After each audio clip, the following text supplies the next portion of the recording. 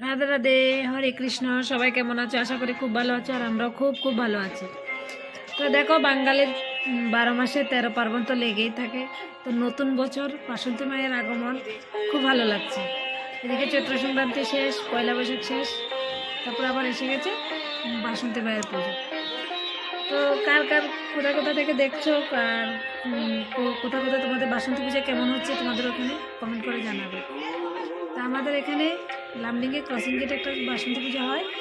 তো আমি এটাই গিয়েছিলাম, এটাই দেখেছিলাম, এটাই তোমাদের সঙ্গে শেয়ার করছি।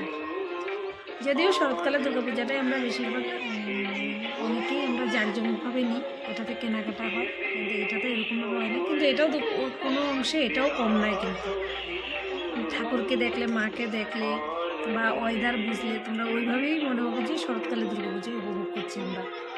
ওয়েদারটা আমাদের কোনো কিছু ভুলিয়ে দেয় না, আমরা নিজেরা ভুলে যাই। ওয়েদার আমাদের সব কিছু মনে করিয়ে দেয়। যেমনটা মেঘাচ্ছন্ন আকাশ, একটু একটু কুয়াশা কুয়াশা ভাব, তারপরে সকালবেলার দিকে একটু ঠান্ডা ঠান্ডা লাগে, এবং গাছে দুই একটা শিউলি ফুলও পাওয়া যায়, পদ্ম ফুলও পাওয়া যায়, সেই রকমটা। তো যাই হোক, এখানে পণ্ডিত মশাই পুজো করছে, এটাও তোমাদেরকে একটু দেখালাম। এটা যদিও অষ্টমীর দিনে পুজো ছিল, সকালবেলা আমি গিয়েছিলাম বলে তখন এই ভিডিওটা।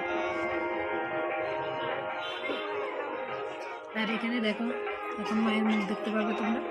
দেখো কি ভালো লাগছে।